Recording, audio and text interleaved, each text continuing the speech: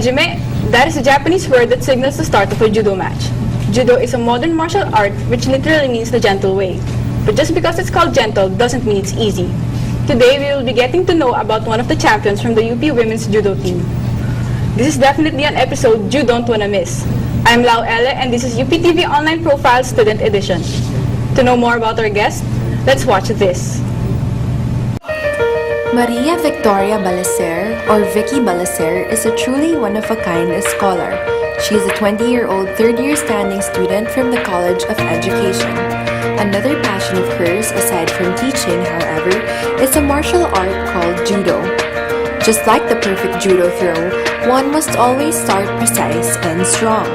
Vicky started practicing judo a mere 4 years ago and has since then continued to excel in this sport. She is currently a judo brown belter and is the champion of the UP Judo women's team.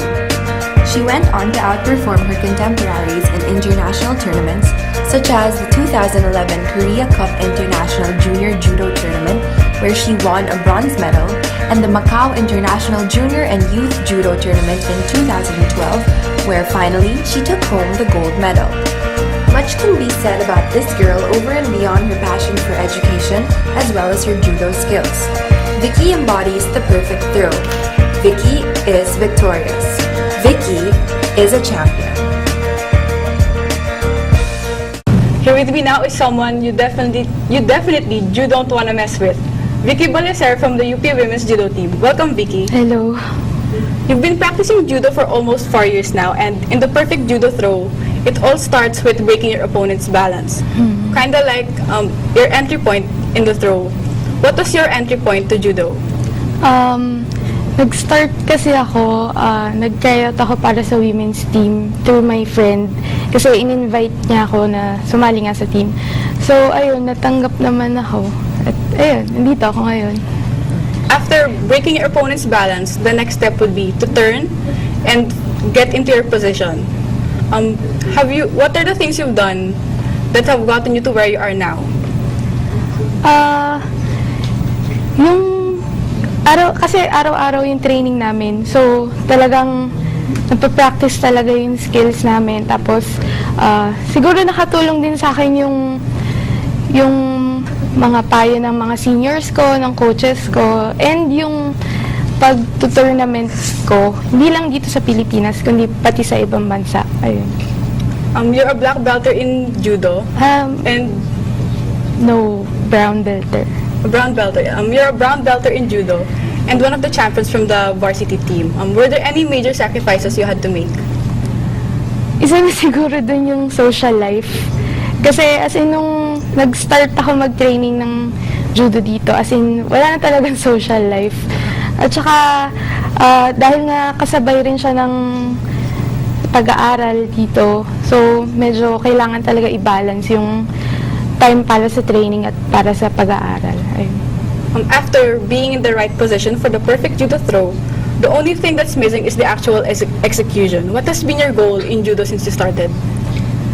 Yung maging champion, lahat naman kasi siguro yun yung gustong makuha. Kasi, tsaka kasi naglalaro rin kami for UAAP. Talagang ginagol namin na mag-champion ulit kami. Mabalik sa amin yung title, yung championship. What is your goal in judo now? Ngayon, for this year, kasi UAAP na namin sa first sem, sa coming first sem, yung makuha ulit namin yung title. Kasi ilang taon nang hindi na babalik sa amin eh. So, yun talaga yung pinaka-goal namin ngayon. Thank you, Vicky. We'll be taking a short break. We'll be back with more UPTV Online Profiles Student Edition.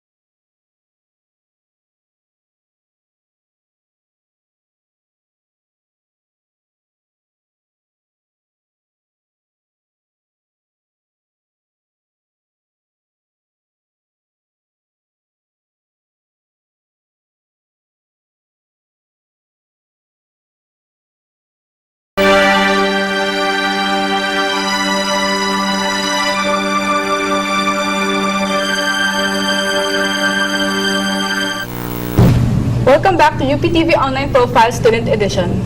Here with me again today is Vicky Balacer, a champion from the UP Women's Judo team. Before we took a break, we were talking about your goals in judo in the present. And what are your goals in life now? Ngayon, makagraduate. Ayun, kasi malapit na rin naman ako gumraduate. So, ayun, yun talaga yung priority ko ngayon. You're taking education specializing in special education. Why is it important that you want to teach special children? Actually, na-inspire ako nung pumunta ako sa Japan noon, nung nag-tournament ako sa Japan. Kasi nakita ko doon na parang talagang binibigyan nila ng opportunity yung mga taong may special needs para makapagtrabaho talaga. Dito kasi parang wala masyadong nakikita ganun. So parang iniin ko na makatulong sa mga bata na nangangailangan niya ng care, lalo na ng mga special teachers, to help them be more parang mas makatulong sila sa economy, sa society. Ayun. You mentioned that you were inspired by the situation in Japan. When was that tournament, and did you win anything? Hindi ako nanalo ng medal or kahit ano, pero nakapanalo naman ako ng games. Kasi 3 beses na ako nakapunta ng Japan. Una nung 2009, tapos 2010, tapos 2011. So, bali nung 2009 ko yun nakita, yung ganong situation. Ayun. After a tiring day of training and school, what do you like to do to unwind? Mahilig kasi ako sa J-pop, and mahilig din ako sa internet. Kaya, pag uwi ko, minsan talaga nag-internet muna ako. Ayun, para mag-unwind. Ayun. But who doesn't do that? Now, a single game in a tournament can get very exhausting. Even a 5-minute round can get very tiring, and you can run out of breath. But you have to keep on going if you want to win. What is your goal, and what is your driving force in judo and in life? Siguro, unang-una si God. Kasi siya naman yung nagbibigay sa atin ng strength palagi to keep on going. Tapos, kasi naniniwala ako na nothing is impossible. So, parang lahat tayo may chance. Kaya nating gawin lahat ng bagay na gusto nating gawin. Kaya kahit pagod ka na, go lang. Kasi kayang-kaya mo yan. Nasa utak lang din.